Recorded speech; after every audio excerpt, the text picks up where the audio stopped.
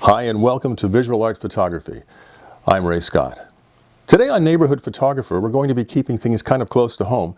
In fact, in the kitchen, where we're going to use a very common kitchen tool, plus an ugly old blanket. Yeah, you heard me right, an ugly old blanket to form a very interesting abstract image.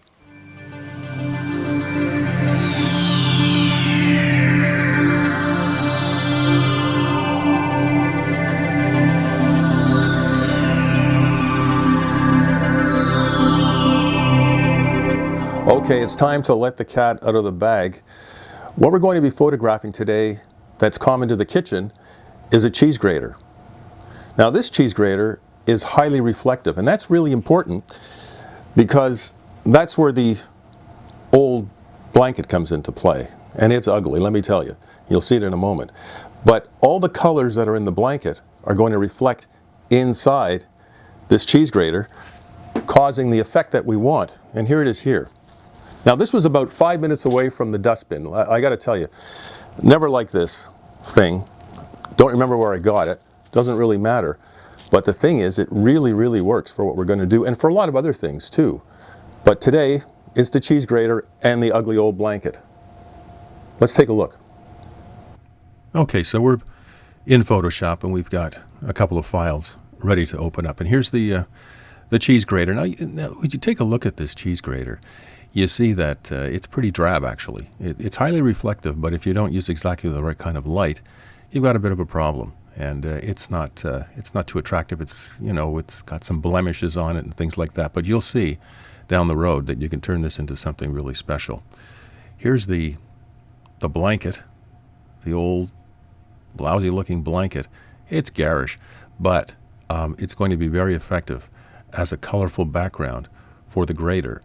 Now, if your taste is to have it so that in the grater itself you can see these lines, then you're going to want to hold the blanket quite close to the grater. If, on the other hand, you want it to be a little more diffused and a little bit more blurry, better to hold the blanket farther away from the object. Now, the object in this case, again, is the cheese grater, but it could just as easily be a reflective spatula, let's say, or maybe a whisk, anything that's kind of metallic that you may use in the kitchen. So there's the blanket. You hold it however far away you need to make the color show up the way you want it to, and you'll get something like this. So that's the basic image with the color that's a good starting point. Now, you'll notice that I laid the cheese grater down on its side because I wanted it to have a little bit more of what I think is a dynamic look with the diagonal. Diagonals tend to work in photography quite well. So I put it on its side and I just kind of made it a little more dynamic, I think. Now, I was using a macro lens, so I'm up pretty close to this. And I've got it focused around here because I wanted this particular hole to be very, very sharp. And all these are pretty sharp here. And then after that, it gets a little bit more, a little more diffused. So this is the starting point. Now, where do you go from here? Because you definitely want to boost this up a little bit. Now, of course, you can do what I'm about to show you, you could have done in Photoshop. That's for sure. But sometimes I like to use a plugin, a different plugin. It's a little bit more, a little faster, actually, a little less work intensive. Because you have to understand, as far as I'm concerned, the main thing is not to process and spend all your time on the computer processing. The idea is to shoot. That's the whole idea behind Neighborhood Photographer, to get you out there shooting a little bit more. So I use something called Color Efex Pro 4, which is from the Nik Google Collection, and it's down here. So if you turn this on, now watch this. This is going to be a big change. Look at that. That is a complete change from this. So again, it's about shooting more. This is not about processing, but I will take you into Color Efex Pro 4 just to get a look at what that looks like. So I'll double click on that. It's going to take a while to render, and I'll get back to you shortly. Okay, so we're back, and that took a while to render because I'm using 16-bit images, not 8-bit, but I prefer to do that. So we're in Color Efex Pro 4 right now. And I'll just turn these off right now so that you can get an idea of what it looked like coming in. So that's the image coming in to Color Efex Pro 4. And we did a tonal contrast adjustment, and you can see that really boosted it. It added contrast and just made it a bit brighter, made it pop a little bit more.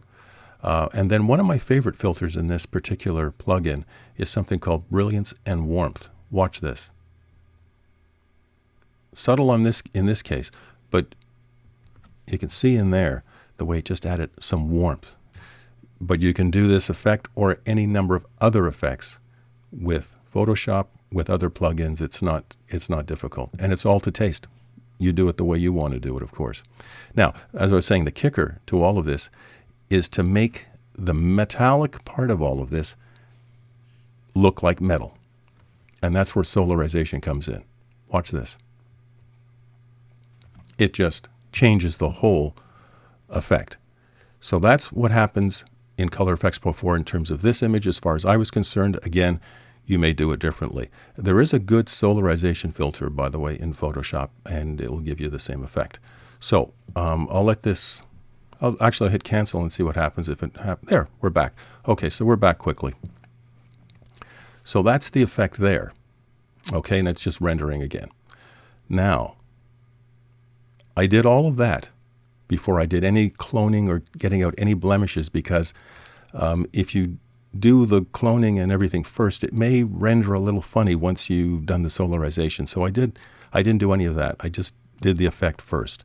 Now I'm going to hit Command 0 on the keyboard, and that'll make the image fill the screen so you can see in a little bit better right now.